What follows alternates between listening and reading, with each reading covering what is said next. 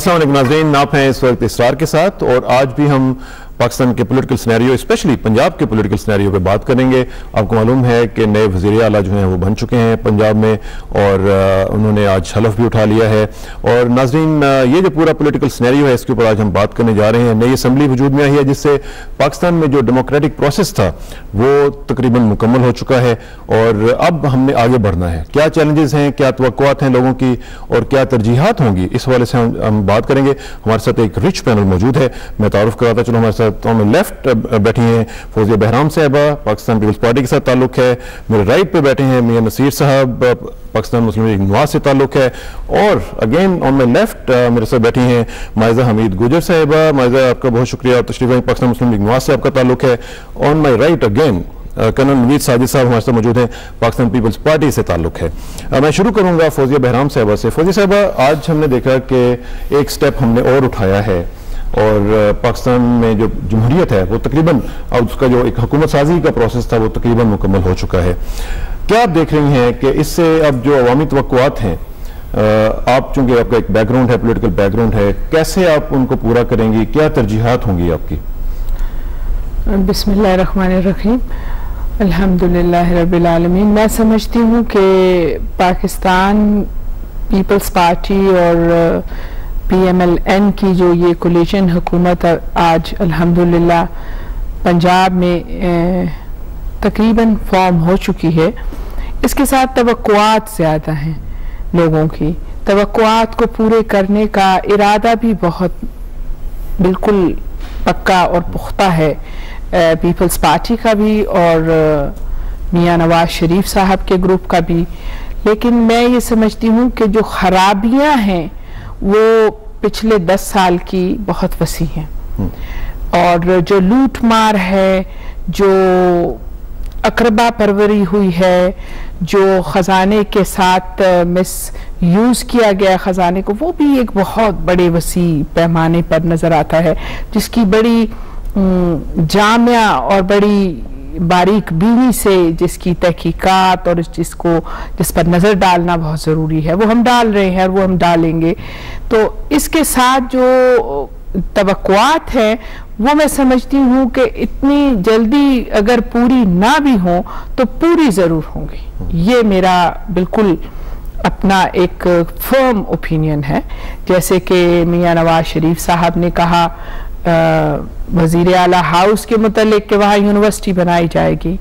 दूसरा एक बहुत ज़बरदस्त उनका पैगाम आया कि वज़ीर आला के पास सिर्फ 2 गाड़ियाँ होंगी। इसका मतलब है कि ऐश व तायुश की ये हुकूमत ना होगी, ये हुकूमत काम करने वालों की हुकूमत होगी। अच्छा, आपका ताल्लुक चकवाल से है और वो जाहिर है कि एक पसमानदा इलाका भी है।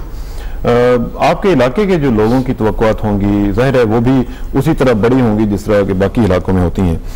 आप अपने इलाके में क्या तरजीहात रखती हैं? आप वहाँ पे लोगों को कैसे सर्व करेंगी? किस तरह उनको एक डिफरेंट गवर्नमेंट नजर आएगी आपके दौर के दौरान? एक डिफरेंट गवर्नमेंट नज़र पूरे पंजाब को आएगी, सिर्फ मेरे इलाके को ही नहीं आएगी।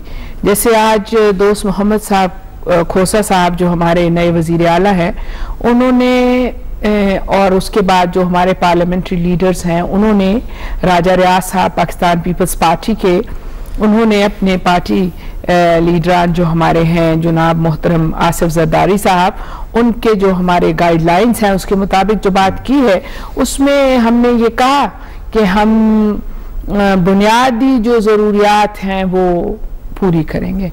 हम ये जो थाना कचहरी, यहाँ तक कि वो थाना कचहरी ज़िलाई से बढ़ करके पंजाब असम्बली तक आ गया, पंजाब असम्बली के मेंबरान तक के साथ बहुत बड़ी ज्यादतियाँ थाने कचहरी और पुलिस के जरिए होती रही। एक तो ये तमाम चीज़ों को हम ना सिर्फ क्रश करने का इरादा रखते हैं, इसकी एक हम बुनियाद डालना चाहते हैं कि ये चीज़ें आइंदा यहाँ पर ना हो। अल्लाह करे कि ऐसा ही हो। और मियां नसीर साहब, आपसे मैं पूछूंगा, आपका ताल्लुक लाहौर कैंट से है। आपने जाहिर है कि एक मैंडेट आप लेके आए हैं, अब उस मैंडेट में जो भी चीज़ें हैं, एक तो फौजिया साहब ने जिस तरह कहा कि पिछले सालों में कुछ लूट मार हुई थी, हम उससे ज़रा डिफरेंट काम करेंगे, और एक फीलिंग है लोगों में कि एक नई जो गवर्नमेंट आएगी वो एहतसाब भी करेगी, और वो जो पिछले दौर में मुबैना तौर पर अगर कुछ गलतियाँ हुई हैं या ज़्यादतियाँ हुई हैं, तो क्या आपकी तवज्जो अब इसी पे ज़ाहिल हो जाएगी कि आप सिर्फ पिछले गवर्नमेंट का एहतसाब करेंगे या आप आगे भी कुछ बढ़ेंगे? बिस्मिल्लाहिर्रहमानिर्रहीम। 18 फरवरी के इस इलेक्शन में जो हमने चीज़ महसूस की वाज़ह तौर पे पूरी इस इलेक्शन कैंपेन में, कि इस इलेक्शन से पहले लोगों में एक बड़ी बेयकीनी थी, एक नाउमीदी की कैफियत थी, बड़ा इस्तराब था अवाम के अंदर। लेकिन जिस तरह इलेक्शन के नताइज आए, हम जीते, हमने ये महसूस किया कि लोगों ने सिर्फ वोट नहीं दिए, एक फ़िक्र, एक सोच, एक एहसास है जो लोगों ने दिया है। लोग अब ये समझते हैं कि ये जो नई क़यादत आई है, जो लोग मुंतखब करके हमने असम्बलियों में भेजे हैं, हकीकत में ये लोग आवाज़ बनेंगे हमारी। लोगों को बड़ी उम्मीदें हैं। लोग ये समझते हैं कि जिन ऐवानों में हम गए हैं पिछले 5 साल में, उन्होंने बड़े उन ऐवानों में बड़े अफसोस वाले काम भी हुए हैं, काबिल शर्म हुए हैं। बल्कि मैं ये कहना चाहूँगा कि इसी पंजाब असम्बली के अंदर एक फौजी डिक्टेटर, एक जनरल के हक में करारदाद पास हुई थी। और मैं आपको बताता चलूँ, लोगों को इन तमाम चीज़ों को पता है। लोग एहसास करते हैं कि हमारे नुमाइंदे जिन असम्बलियों में जा रहे हैं वो क्या सोच लेके जा रहे हैं, क्या इश्यूज उनके पास हैं। तो जो अभी आपने बात की कि जो लोगों के जहन में, मैं आपको बताता चलूँ, लोग बड़े पुरुमीद हैं कि हम उनके मसाइल को चाहे 100% तो हल ना कर सके, लेकिन हल करने के लिए उस लाइन पे अपने आप को चलाएंगे। और वो सोच और वो फिक्र इंशाअल्लाह हमारी क़यादत ने भी हमें दी है, जिसका भी फौज बहराम ने जिक्र किया, और हम पूरी तरह उस पर भी कमिटमेंट है। हम इंतजार में नहीं बैठे हुए कि 2 साल या 3 साल पहले सिस्टम को समझेंगे या देखेंगे या हालात बेहतर होंगे। इलेक्शन जीतने के फौरी बाद मैं आपको बताता चलूँ, हमारी किस पार्टी के किसी आदमी ने कोई जश्न नहीं मनाया, कोई हमने इस तरह के प्रोग्राम नहीं किए कि जिसमें जाके हम बताते कि जाके हम इलेक्शन जीत गए। मैं आपको बताना चाहता हूं कि हम समझते हैं कि लोगों ने हमें एक फ़िक्र दी है, उस फिक्र को लेके हम आगे बढ़े हैं। और इंशाल्लाह हम 18 के बाद राइट फ्रॉम फर्स्ट डे वहाँ लगे हुए हैं लोगों के कामों के लिए, और इस सोच में है कि किस तरह लोगों के गमों का मदावा किया जाए।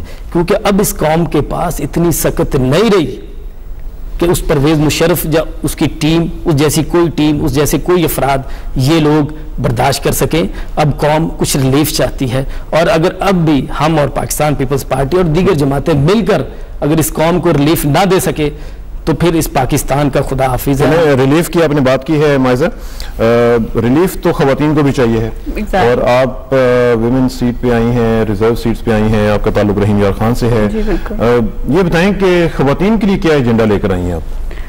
जी, as far as southern Punjab is concerned, इतनी ज़्यादा प्रॉब्लम्स हैं, उनकी अनएम्प्लॉयमेंट बहुत ज़्यादा है। एक तो वो कंजर्वेटिव सोसाइटी है, तो औरतें बाहर नहीं निकल सकती। जब औरतें बाहर नहीं निकल सकती तो रोज़गार कहाँ से फराहम होएगा? वो हस्बैंड की उस पर नहीं, कमाई पे डिपेंड नहीं कर सकती, क्योंकि आजकल महंगाई इतनी ज़्यादा है। तो उनके लिए कोई SME या कोई ऐसे लोन्स हों जिसकी वजह से वो सेल्फ क्रिएटेड बिजनेस हो, जिसमें वो सिक्योर होके काम कर सकें। दूसरा, उनका हेल्थ इश्यूज बहुत हैं, बीमारियां बहुत हैं, क्योंकि हमारे पास पानी अवेलेबल है ही नहीं। जो लाहौर जैसा शहर है, इसमें तो साफ पानी का प्रॉब्लम है ना, वहाँ पे तो पानी नहीं है, जिसकी वजह से औरतें बीमार हो चुकी हैं, और बर्थ कंट्रोल वगैरह का भी प्रॉब्लम है। तो इस तरह उनको हेल्थ वर्कर्स चाहिए जो उनको इन्फॉर्म कर सके, जिनकी एक्सेसिबिलिटी हो उन एरियाज में, और वो उनकी प्रॉब्लम्स अंडरस्टैंड कर सके और उन्हें एड्रेस कर सके। अच्छा, इसमें एक चीज़ नॉर्मली हम देखते हैं कि जो लोग रिजर्व सीट्स पे आते हैं, तो वो लोग अक्सर जो उनके हलकों से जिनसे भी उनका ताल्लुक होता है, वो समझते हैं कि जी चूंकि इनकी स्टेक्स नहीं है, इसलिए वो ख़वातीन जो हैं वो हलकों में नहीं जाती हैं, वो आम आदमियों से या लोगों से या ख़वातीन से उस तरह रब्ता नहीं करती जिस तरह एक इलेक्टेड खातून होती है।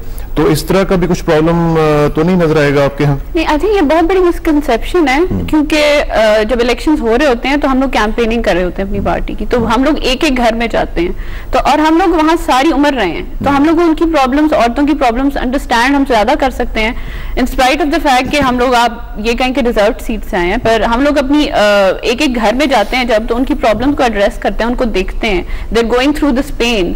और जब हम लोग इन इलेक्शन की कैंपेन कर रहे थे, तो हम लोगों ने एक एक घर में जाके उनके दर्द को देखा है, उनके पास रोटी नहीं थी, और actually we actually saw it, what havoc the government has played, the last government has played.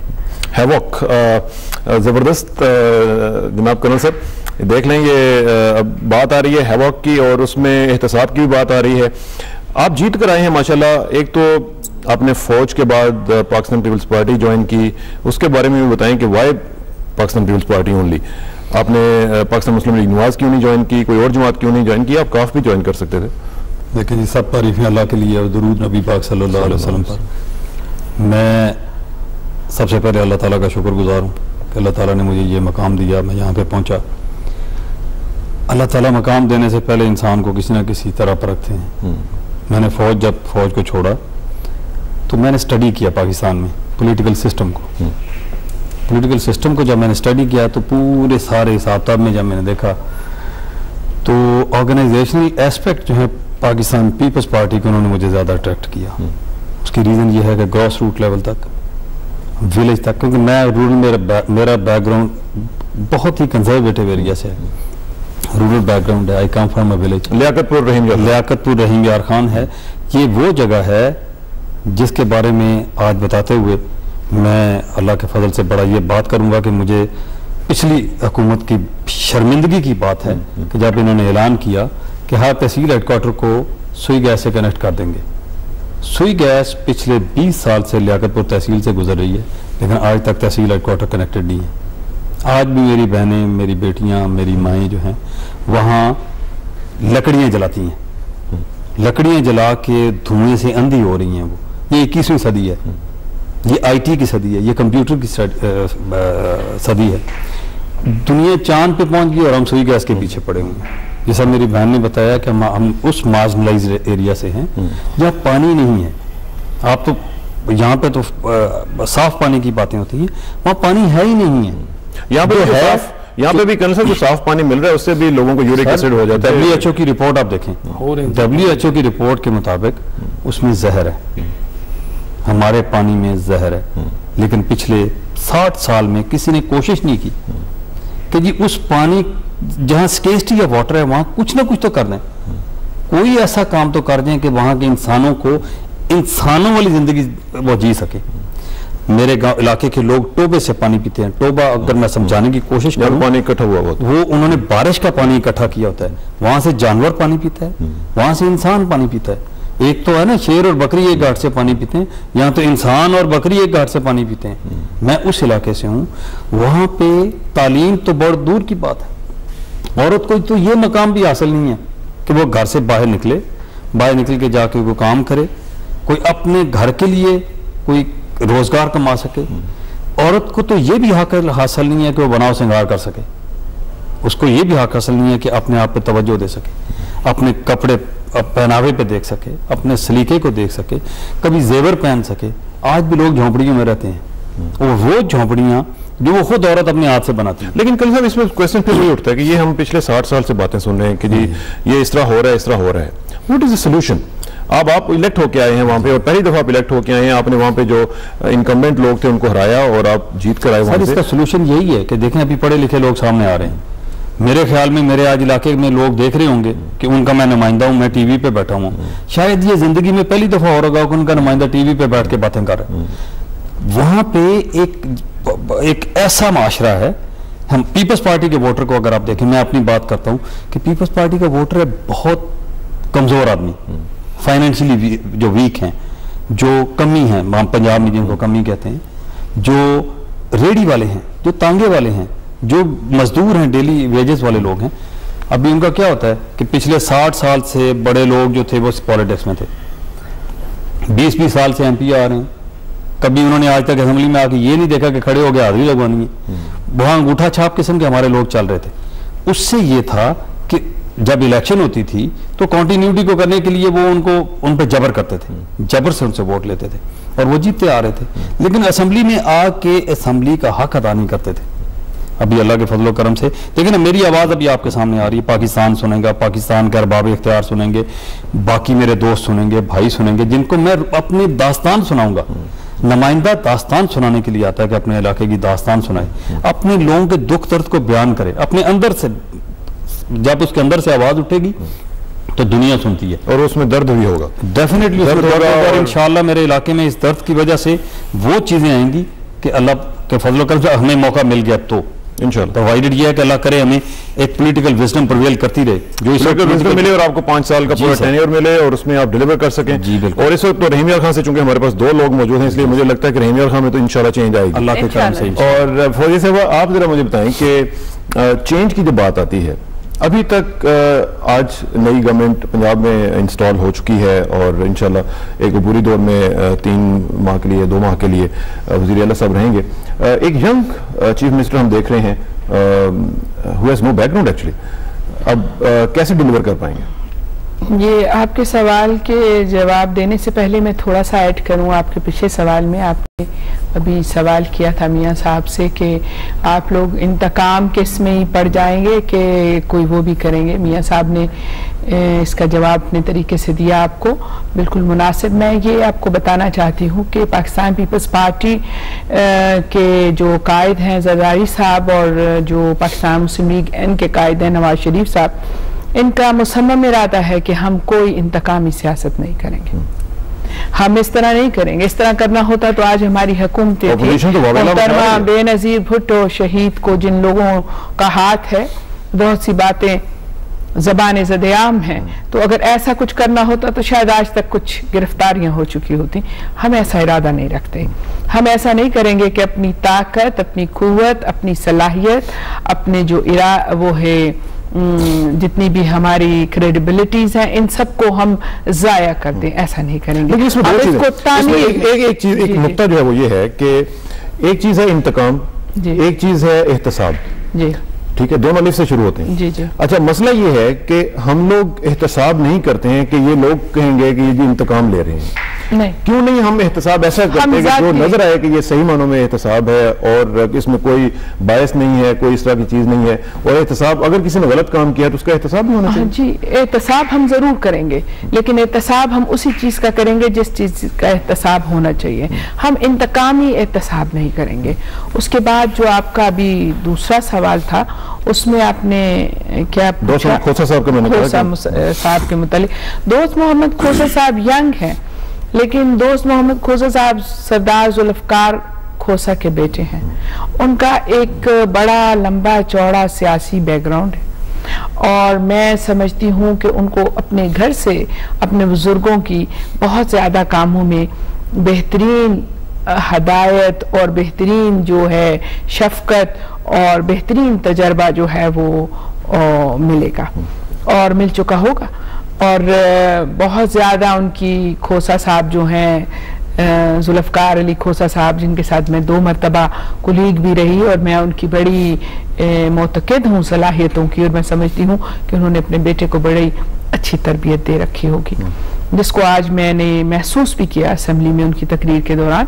और मैं नहीं समझती, और फिर आप देखिए नौजवान होना और बासलाहियत होना कोई खराबी नहीं। खराबी तो अगर वो नौजवान है तो ये एक अच्छी बात है, और वो ज्यादा अनथक और ज्यादा मेहनती, ये ऑप्टिमिस्टिक होने का एक अंदाज है। ये बताइए मियां साहब कि आज जब चीफ मिनिस्टर साहब तकरीर कर रहे थे तो उन्होंने कहा कि जो ब्यूरोक्रेसी है उसको लगाम डालेंगे।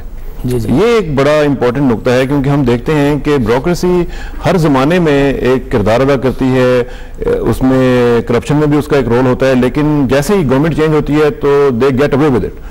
तो उसको कैसे लगाम डाली जाएगी? शुक्रिया जी। मैं सबसे पहले तो अभी आपने बात थोड़ी जवाब देना चाहूँगा, क्लैशेस के हवाले से बात की है, तो जी अल्लाह के शुक्र से पाकिस्तान मुस्लिम लीग नून और पाकिस्तान पीपल्स पार्टी अब तक जितनी भी अपोजिशन के तमाम शोर शराबे और बयानात के बाद भी अल्लाह पाक के फजल व करम से जी हमारी आपस में बड़ी अंडरस्टैंडिंग, बड़े आसान तरीके से हम चल रहे हैं और अभी तक कहीं भी हमारा एक ज़रा बराबर भी इख्तलाफी नोट नहीं आया। और अगर इंशाल्लाह इख्तलाफी नोट आते हैं तो वो कौम के अवाम के लिए होंगे, उसमें पर्सनल क्लैशेस आपको कहीं नज़र नहीं आएंगे। दूसरी बात दोस्त मोहम्मद खोसा साहब के हवाले से आपने की, तो आपने जो जिस तनाजुर में सवाल किया कि आपके जहन में शायद ये हो कि यहाँ भी कोई सिंगल मैन शो ना हो, तो यहाँ पे इस तरह नहीं है जी। पाकिस्तान पीपल्स पार्टी एक बड़ी जमात ईवान में बैठी है, हम बैठे हैं, पूरी टीम है, पार्टी के अपने इशूज़ हैं, उसके मुताबिक वज़ीर आला ने चलना है और इंशाल्लाह वो बेहतर तरीके से चलेंगे। तीसरा आपने सवाल किया इस हवाले से बात, तीसरी ब्यूरोक्रेसी के हवाले से, तो मैं आपको बताता चलूँ, आपने ये कहा कि ये हर दौरे हुकूमत में रहा है लेकिन मैं थोड़ा आपको माजी में लेके जाना चाहता हूँ कि जब मियाँ शहबाज साहब की हुकूमत थी तो पूरे पंजाब के अंदर ब्यूरोक्रेसी का क्या हाल था वो आपको भी पता है। और अब सिर्फ हुकूमत की तब्दीली मुकम्मल नहीं हुई अभी तक, लेकिन उसके बावजूद आप जाएं, सुबह 8 बजे आपको ऑफिस खुले मिलेंगे। इतवार को भी अब छुट्टी करना मुनासिब नहीं समझते, जो रूटीन में 3-4 दिन छुट्टियां किया करते थे। ब्यूरोक्रेसी की आप बात करते हैं तो मैं आपको बताता चलूं, 19 ऐसे उन्होंने रिटायर्ड सरकारी ऑफिसर जो उनके मनपसंद लोग थे, जो उनके मर्जी के अपने फैसले लेने के लिए उन्होंने कॉन्ट्रैक्ट पे रखे हुए थे, जो करोड़ों जो हुकूमत का खजाना था उसमें से करोड़ों रुपए लेके जा रहे थे। तो सबसे पहले जो हमने इकदाम किए वो आपके सामने है। तीसरी बात, अभी जो हमारी टीम है उसमें पाकिस्तान पीपल्स पार्टी भी शामिल है, हम भी शामिल हैं, नौजवान दोस्त साथी आए हुए हैं। मैं आपको बताता चलूं जी, जब हम अपने सेल्फ इंटरेस्ट को छोड़कर आवाम की बात करेंगे, जब हम अपने ज़ाती मफाद को एक साइड पे रखेंगे, तो किसी ब्यूरोक्रेसी की जरूरत नहीं है कि वो अपना जो जलवा है जो हमेशा उन्होंने किसी आमिर की छतरी तले या बाकी हुकूमतों के उन्होंने तले दिखाया, वो बेसिकली आप ये कह रहे हैं कि लगाम डाली जाएगी। जी, लगाम इंशाल्लाह डलेगी जी, हम डालेंगे पाकिस्तान के अवाम। चलें, यहाँ पे वक्त हुआ है एक ब्रेक का। नाज़रीन, ब्रेक लेते हैं, उसके बाद वापस आएंगे तो बात को मजीद आगे बढ़ाएंगे और रहीम यार खान से शुरू करेंगे। प्लीज से title will write back.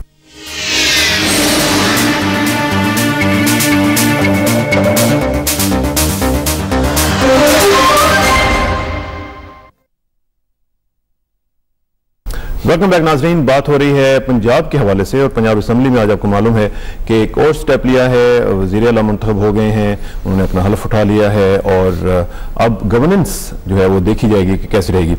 Maiza, आप ज़रा बताइएगा कि हमारा जो एक्सपीरियंस हुआ था रिजर्व सीट्स का नेशनल लेवल पे, उसमें हमने देखा कि ख़वातीन आई और उन्होंने उनकी मेजॉरिटी जो थी उन्होंने उसने डिलीवर नहीं किया। कुछ लोगों को मायूसी हुई उस हवाले से। क्या हम देखेंगे कि आप लोग जो आए हैं पंजाब असम्बली में, आप वहाँ पे तकारीर में अपने इश्यूज उठाने में आपको देखा जाएगा, आपकी एक परफॉर्मेंस होगी और वाकईतन लोग महसूस करेंगे कि हमने एक अच्छी चॉइस जो है वो असम्बली में भेजी थी। First of all I like to add कि हमारी गवर्नमेंट की मेजॉरिटी आप देखें कि first of all they had a cooperation, they are trying to work with two parties, and secondly they're bringing in young blood which is educated, so I think for a start that's a good thing.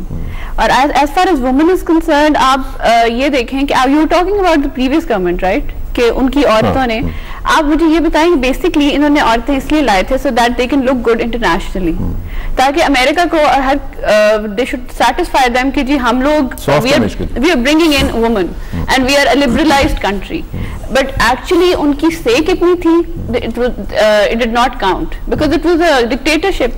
अब तो औरतें जो हैं वो अपनी they are representing their areas, they are representing their people, and if they are representing their people they are answerable to the people. तो अब औरतों को खुद आगे आके we will be able to talk and we will be able to look at stuff and keep a check on stuff, and जो हमारे speaker हैं and he'll make sure that he gives us a chance. नहीं, लेकिन आप में जो communication होगी वो मैं ये पूछना चाह रहा हूँ, क्योंकि आपने कहा, खुद कहा कि पिछले जो तजुर्बा था वो सिर्फ इंटरनेशनल पब्लिक ओपिनियन को सेटिस्फाई करने के लिए था। अब आपके जो हल्के के लोग हैं, रहीम यार खान के जो लोग हैं, क्या वो मुतमईन रहें कि उनके इश्यूज को पंजाब असम्बली में टेकअप किया जाएगा, आप उनके इश्यूज को उठाएंगी और जो भी मामलात होंगे, कोई भी छोटा वाकया भी होता है तो वहाँ पे आप खड़ी भी होंगी उनकी हेल्प करने के लिए? If we understand the issues, और वो हमारे इश्यूज हैं, वो लोगों के इश्यूज नहीं है, हमारी एज औरतें ये इश्यूज हैं, हमारी ये प्रॉब्लम्स हैं। अगर हम अपनी प्रॉब्लम्स को एड्रेस नहीं करेंगे तो किसी प्रॉब्लम्स को एड्रेस करेंगे, और हम लोग ऑब्वियसली इस चीज को सीरियसली लेंगे बिकॉज हमारे ऊपर ये we are going through this, और हम लोग उनको उनसे पॉलिसीज बनवाएंगे, we'll be able to keep a check on everything, ताकि जो सा ये चीज इम्प्लीमेंट हो सके। इंस्टेड कि हम सिर्फ असेंबलियों में बोल के चले जाएं, that does not matter. What matters is that there should be a drastic change in our area, तो सारी दुनिया देख सके। And you must get things done. Exactly. That is very important. मैं थोड़ी सी इसमें ऐड करूंगा जी, हमारी जो खवातीन आई हैं इस दफा, मैं आपको बताता चलूं, जो हमने इलेक्शन कंटेस्ट किए हैं, जो डायरेक्ट मतलब मखसूस नशिस्तों पे खवातीन आई हैं, वो हमारे साथ इलेक्शन कैंपेन में हमारी कैंपेन का हिस्सा रही हैं, प्रैक्टिकली उसमें फिजिकली इन्वॉल्व रही है हमारी कैंपेन। वो उन्होंने पहले बात की। तो इसमें एक चीज बड़ी इंपॉर्टेंट है, वो ये है खुद एहतसाबी। एक तो ये ना कि आपने दूसरों का एहतसाब करना है, एक आपने खुद भी अपना भी एहतसाब करना है। और खास तौर पर हम देख रहे हैं कि पाकिस्तान में आजकल हम मुफाहमत के नाम के ऊपर अपोजिशन को खत्म करने की कोशिश कर रहे हैं। अपोजिशन जहाँ पे होती है वहाँ पे एक ब्लेसिंग इन डिस्गाइज होती है, और जहाँ पे अपोजिशन ना हो वहाँ के हल्के के अवाम जो है या सूबे के अवाम को थोड़े से अपनी आंखें खोल लेनी चाहिए।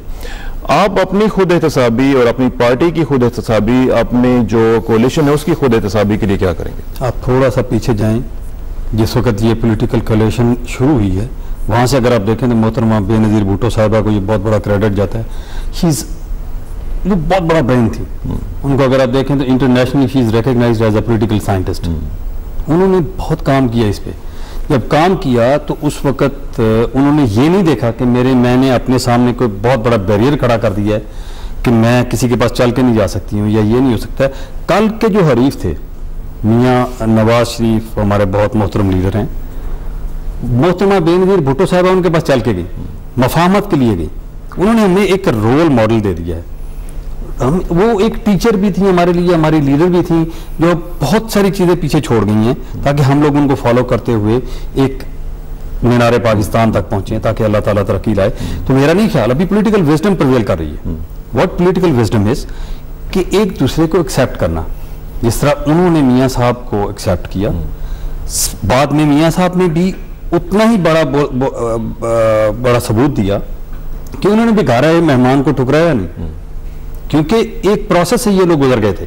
इन्होंने देख लिया कि हमारे मुल्क में एक आमिर जो है आता है, एक with a one stroke of pen वो सारी चीज़ों को टॉपल कर देता है। उन्होंने जब ये देखा कि हमारे इर्द गिर्द के माहौल में देखें तो हमारे नेबर में हैं बड़ी अच्छी वहाँ पे रवायात हैं, दूसरे मुल्कों में अच्छी रवायात हैं, इन लोगों ने सीखा, उससे सीखा और सीखने के बाद उसको आगे चलाया है। तो अल्लाह का करम है कि मोहतरमा बेनज़ीर भुट्टो जो छोड़ गई हैं वो हमारे लिए असासा है। जरदारी साहब जो बिहेव कर रहे हैं, अभी आप देखें जरदारी साहब का बिहेवियर इंटरनेशनली रिकग्नाइज्ड है। मेच्योरिटी लेवल आप देखें कि मोहतरम जरदारी साहब का मेच्योरिटी लेवल ये है कि वो 9-0 पे भी चले जाते हैं। पाकिस्तान को बचाना है तो हमें अपने आप को कुर्बान करना पड़ेगा। हमें ये नहीं देखना है कि जी मेरा इतना बड़ा कद है, मैं किसी के पास ना जाऊं, मैं ये ना करूं, मैं उस तरह ना करूं। जरदारी साहब अभी सोच रहे हैं, उन्होंने सोचा अल्ताफ साहब की बेटी का, उन्होंने सोचा मोहतरम बिलावल साहब का, वो सोचते हैं हमारे कल के बच्चों का, और कल को बड़े होना है।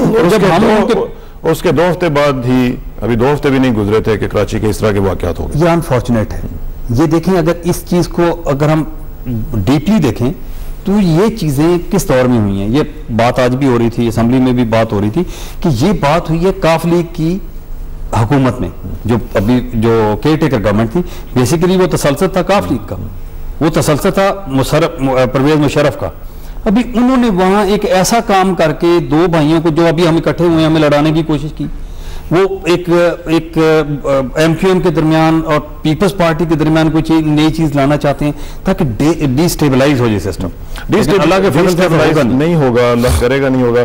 फौजिया साहब, यही चीज़ जो उन्होंने कही वो यहाँ पे भी बाकी सूबों में भी कही जा रही है कि पाकिस्तान मुस्लिम league Nawaz, Pakistan peoples Party, ये डिफरेंट पार्टीज हैं, डिफरेंट एजेंडा है, डिफरेंट स्ट्रेटजीज हैं। तो ये कैसे एक जगह पे रहेंगी, एक जगह पे कैसे इंटरेक्ट करेंगी, और कोलिशन पार्टनर्स जो हैं वो एज सच रहेंगे और लास्ट करेंगे? ये एक खासा क्वेश्चन है लोगों के जहनों में। ये लोगों के जहन में क्वेश्चन बहुत इजीली सॉल्व हो जाएगा थोड़े से दिनों में, मैं ऐसा समझती हूँ, जब हमारे नुमाइंदे जा कर के लोगों को वापस मिलेंगे, सूबाई और कौमी, क्योंकि इन दोनों पार्टियों का जो मकसद है वो एक है, और जो मकसद है वो बहुत बड़ा मकसद है।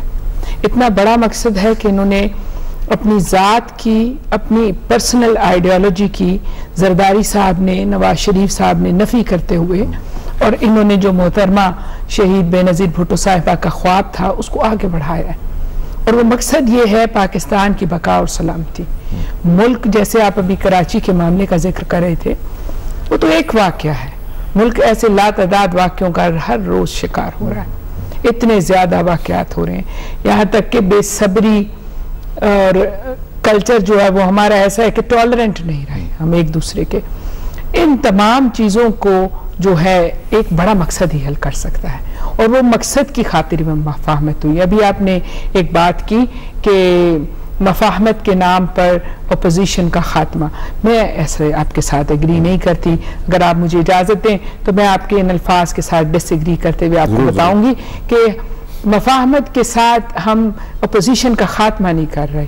जब मफाहमत इस किस्म की होगी कि जो मुल्क की बका और सलामती की है, जो एक गरीब आदमी की बेहतरी की है, जो इतने 10 साल से पिसे हुए महंगाई तले आटे की लाइनों में लगे हुए, मैं इस किस्म की तल्ख बातें नहीं करना चाहती थी, लेकिन आपके इस सवाल के बाद मुझे करनी पड़ गई। इस किस्म के माशरे को जो डेवलप किया गया है 10 साल में, उसको एक बहुत बड़ा मकसद ही ख़त्म कर सकता है, और उस बड़े मकसद की खातिर पार्टी की आइडियोलॉजी को हम थोड़ा सा पीछे ले आए हैं, और हम उस मकसद को दोनों पार्टियां अपने सामने रखे हुए हैं। ये एक और जब मैं अपने सवाल को खत्म कर लूं, मैं अपने सवाल को खत्म कर लूं तो फिर भाई साहब ऐड कर लें। वो ये है कि अगर जब इतना बड़ा, इतना नफीस, इतना कौमी मकसद होगा तो बहुत से ओपोजिशन के बाद ज़मीर लोग इस मकसद में शामिल होने के लिए खुद ब खुद तैयार हो। अगर वो इस मकसद में शामिल होते हैं तो फिर आप ये मत कहिए कि हम ओपोजिशन को खत्म करें। I hope it's not wishful thinking. ये प्रैक्टिकल है। It's gonna happen. Bhutto Pakistan I नहीं, बट आई वुड लाइक उन्होंने she was trying her level best, she strived hard, और उन्होंने आके she took up a case with the government on all tiers of government. उन्होंने बड़ी मेहनत की कि नवाज शरीफ साहब को वापस आना चाहिए। तो this is what is the maturity. जब मैच्योरिटी का लेवल ये है कि we are fighting for each others interest and for the rights, तो उसके बाद कुछ होगा नहीं। What I'd like to add is, देखिए जी, Mian Shahbaz Sharif, Mian Nawaz Sharif and Benazir Bhutto, they went through adversity. It's the biggest teacher. आप 10 साल देखें, they've suffered a lot. उनकी फैमिलीज ने सफर किया, उन्होंने सफर किया, they've been out of the country, they've been thrown out of the country. ये चीजें जो आती हैं आपको बहुत कुछ सिखा देती हैं और इतना मैच्योर कर देती हैं, और आपके अंदर इतना दर्द पैदा हो जाता है लोगों के साथ, जो मजलूम कौम आवाम होती है, कि आप एक्चुअली लोगों के दर्द को फील करके काम करते हैं। ये बड़ी डिक्टेटरशिप डज नॉट डू। ये सही है, लेकिन इसमें मुझे आपने एक इंग्लिश की कोटेशन याद करा दिया जिसमें वो कहते हैं कि you when you suffer you only live when you suffer. Exactly. तो ये जो आपने सफरिंग की बात की है, ये वाकईतन लाइफ को ले आती है, ये तो एक हकीकत है। मियां साहब, इसमें जो मैं कहना चाह रहा हूँ, जो लोगों का कंसर्न है वो ये है कि हम लोग कुर्बानी देने में जरा कतराते हैं, और कोलिशंस या कोई भी इत्तेहाद, कोई भी ये सबसे बड़ी कुर्बानी मांगते हैं, और कुर्बानी शुरू होती है आपके अपने घर से, ठीक है। और हम लोग नॉर्मली देखते रहे हैं कि इस तरह नहीं हुआ है पाकिस्तान के पॉलिटिकल कल्चर में, अनफॉर्चुनेटली।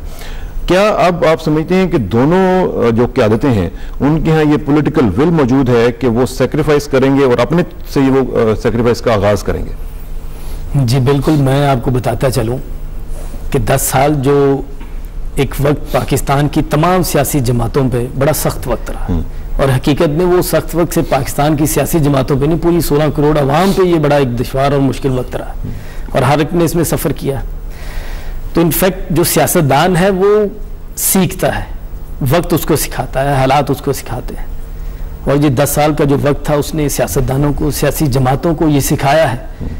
और वो जो चीज़ हमने सीखी है, एक मरकजी नुक्ता है जिस पे हम और पाकिस्तान पीपल्स पार्टी और दीगर जो हमारे साथ जमाते हैं, और वो मरकजी नुक्ता ये है कि अब पाकिस्तान की 16 करोड़ आवाम को के हालात को बदलना चाहिए, क्योंकि ये पिछले 10 साल पाकिस्तान दुनिया से बहुत पीछे रह गया। आज हमारे साथ हमसाया ममालिक हैं, इंडिया को देखिए, शाइनिंग इंडिया का कॉन्सेप्ट पूरी दुनिया के अंदर लिए फिरते हैं, और हम आज वहीं पे वहीं खड़े। पिछले 8.5 साल के अंदर पाकिस्तान में एक भी मेगावाट बिजली पैदा करने का यूनिट नहीं लगाया गया। तो जनाब, जो हमारा मरकजी नुक्ता है कि इस कौम के लिए कुछ करना है। आपने कुर्बानी की बात की, तो आपने पाकिस्तान की 60 साल तारीख में कभी पहले इस तरह देखा था कि 25 साल से हम एक दूसरे के खिलाफ इलेक्शन भी लड़ते आ रहे हैं, बड़े बड़े बयानात भी दिए हैं, नजरियाती सोच का भी बड़ा फर्क है उसमें, लेकिन उसके बावजूद हम बैठे हैं, मिल बैठे हैं। कभी जरदारी साहब मियाँ साहब को कहते हैं जी आप आए प्रेसिडेंट बने, कभी मियाँ साहब उन्हें कहते हैं। और मैं ये भी आपको बताता चलूँ, दोनों पार्टियों के इत्तेहाद हर सतह पे किसी तौर पे मशरूत नहीं है, गैर मशरूत है, और इसकी मिसालें आपको पीछे नजर भी आई हैं, और आइंदा आपको मैं बताता चलूँ नजर भी आएंगे। अभी आपने यहाँ पर एक बात की कि मुफाहमत पे नाम पे आप अपोजिशन ख़त्म करते जा रहे हैं। मुझे ये बताएं, अभी तो खैर से हफ्ता हुआ, हमें 3 सेशन हमने अटेंड किए हैं, तो वो किस किस्म की आप अपोजिशन देखना चाहते हैं कि हम एक दूसरे को उठा के अंडे मारें, नारे लगाएं? आपको अपोजिशन नजर आएगी, ऑपोजिशन, लेकिन जो नजर आएगी, जो बात कर रहा हूँ काम है, जो बात है ना, आपने कुर्बानी की, एक सेकंड, जो आपने कुर्बानी की बात की है, कुर्बानी प्रैक्टिकल टर्म्स में जब तक नजर नहीं आएगी मियां साहब, उस वक्त तक वो मैटर नहीं करेगी। उसकी वजह मैं आपको बता देता हूँ। जरदारी साहब ने कहा कि लोड शेडिंग अगर होगी तो जरदारी हाउस में भी लोड शेडिंग होगी। हम ये देखेंगे कि लोड शेडिंग अगर होती है तो प्राइम मिनिस्टर हाउस में भी होती है या नहीं होती है। हम ये देखेंगे कि अगर लोड शेडिंग होती है तो वज़ीर आला हाउस में होती है या नहीं होती है, ताकि उनको उस कर्ब का पता चले कि जो मैं और एक आम आदमी चलने वाला है वो उसमें से गुजरता है। लेकिन इसका मैं जवाब आपसे लूंगा, जवाब में लूंगा आपके साथ बाद में, ब्रेक के बाद वापस आएंगे तो जरा लोड शेडिंग की भी बात कर लेते हैं। Please sit, I will be right back.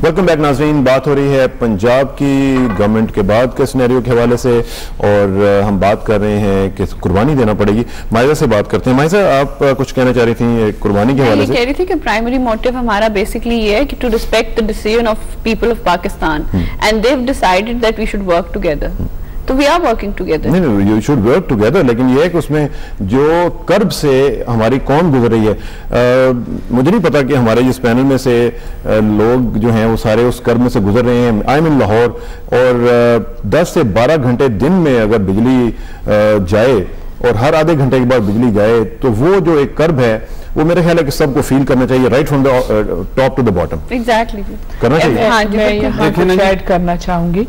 एक तो मैं ये ऐड करना चाहूंगी कि कुर्बानी की जब आप बात करते हैं पॉलिटिकल पार्टीज की, तो आप मोहतरम जुल्फ़कार अली भुट्टो की जो कुर्बानी है उसको याद रखिए। वो एक पॉलिटिकल कुर्बानी है जो इस कौम के लिए दी गई। मोहतरमा बेनज़ीर भुट्टो साहिबा की अमली कुर्बानी है। जनाब जरदारी साहब की 8 साल कैद की बिला वजह कुर्बानी है। लातादाद केसेस पॉलिटिकल जो है उनके अंदर एक लंबा अरसा जो है कर्ब से वो गुजरे, वो कुर्बानी है। और फिर जहां आपने लोड शेडिंग की बात की, ये लोड शेडिंग हमारे घरों में भी है, लेकिन इसकी बेसिक वजह यह है कि जो पिछली गवर्नमेंट है उसने प्लान नहीं किया। और मैं ये समझती हूँ इस मुल्क की थोड़ी सी बदकिस्मती है कि जो भी हमारे डेवलपमेंट है वो हैपहैज़र्ड है। हैपहैज़र्ड डेवलपमेंट की वजह से हमारी प्लानिंग एंड डेवलपमेंट होती तो that should have been better for. नहीं, लेकिन हमारी, सॉरी, मैं आपको बताऊं, हैपहैज़र्ड हो या ना हो, आप देख रहे थे कि एक डेवलपमेंट हो रही है। मैं 5 साल के बाद यहाँ पे बैठा हुआ ये प्रोग्राम दोबारा नहीं करना चाहता हूँ कि फौजिया साहबा आपने पिछले 5 साल में लोड शेडिंग के लिए क्या किया।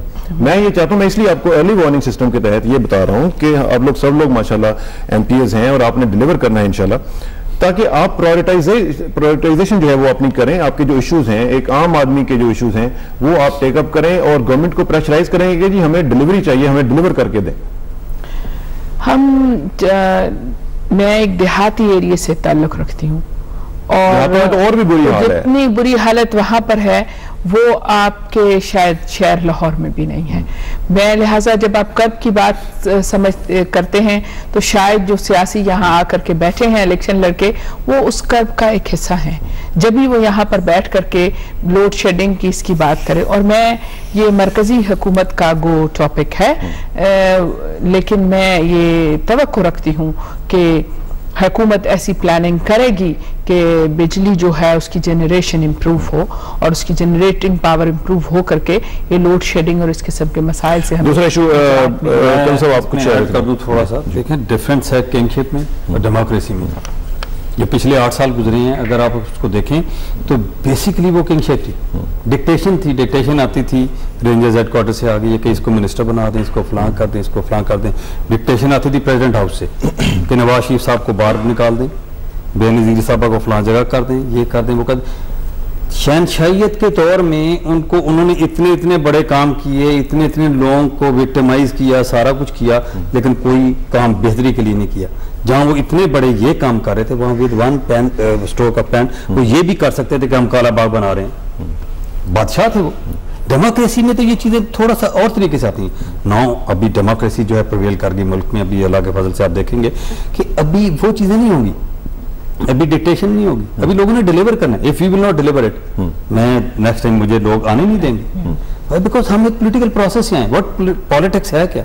पॉलिटिक्स इज कि आप सिचुएशनल और एनवायरमेंटल चेंजेस जो हैं उनको टाइम से रिलेट करके उनके साथ चले। This is what is politics. अगर आप करेंगे नहीं डिलीवर, आप इनको चलेंगे नहीं तो आप डिलीवर नहीं कर सकते। मैं करेंगे तो डेफिनेटली मैं जो बात कर रहा हूँ यही है कि प्रायोरिटाइजेशन आपको करनी पड़ेगी कि देखें हमारा मुल्क एक गरीब मुल्क है, उसमें हम ओवरनाइट चेंज जो लाना है जरा मुश्किल है, लेकिन जब तक हम प्रायोरिटाइजेशन नहीं करेंगे कि हमारे 3-4 मेजर इश्यूज क्या हैं और उनके ऊपर फिर हम उसको सॉर्ट आउट करके तो उनको शॉर्ट लिस्टिंग के बाद करना शुरू करें, उससे तक मसाइल जरा बढ़ते रहेंगे। अगर आप देखें मोहतरमा बेनज़ीर भुट्टो साहबा जब पाकिस्तान आई, उन्होंने जो पहली स्पीच डिलीवर की, उन्होंने अपना प्रोग्राम दिया।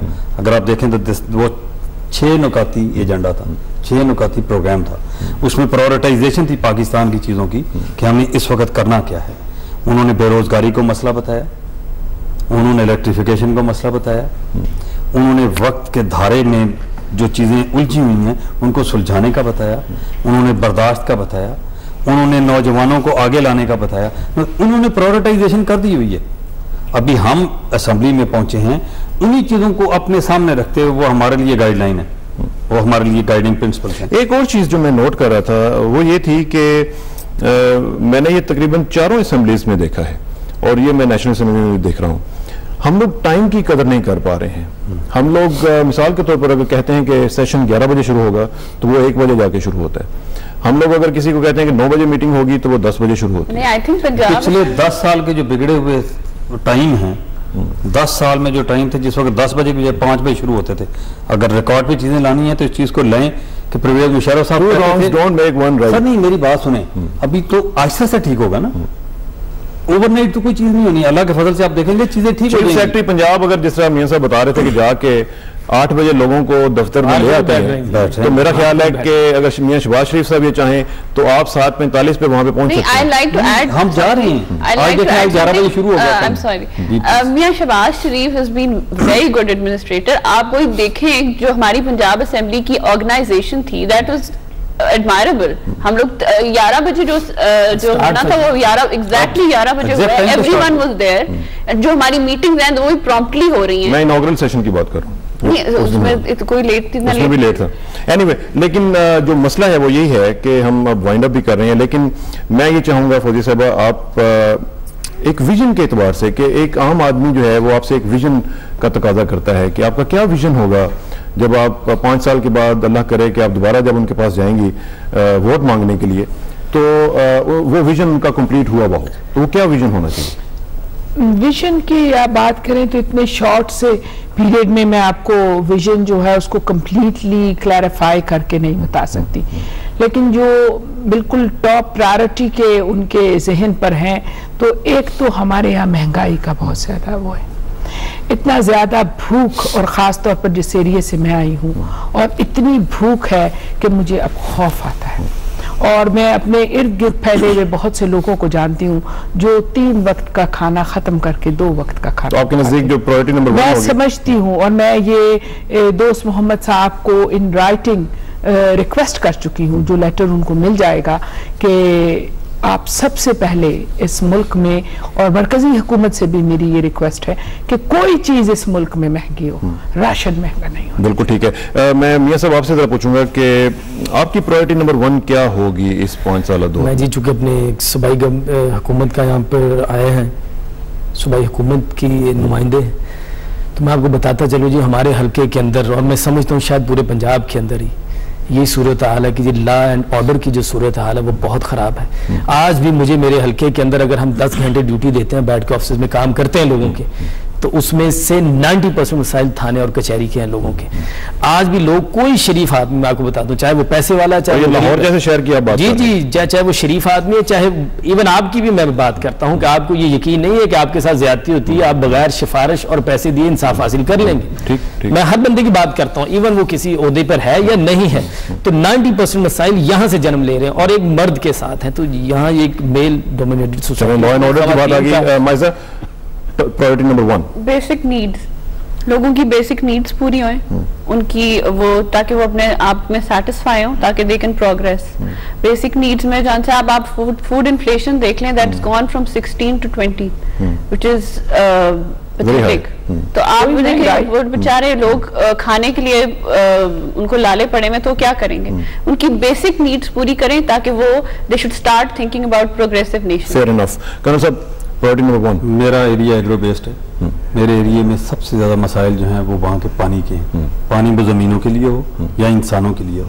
मेरे एरिया में चोलिस्तान है जो पाकिस्तान का सबसे बड़ा डेजर्ट है, वहाँ पानी की ज़रूरत है। मेरी अब्बासिया, मेरा जो हल्का है उसमें पानी 1980 के बाद आज तक सैंक्शन ही नहीं हुआ।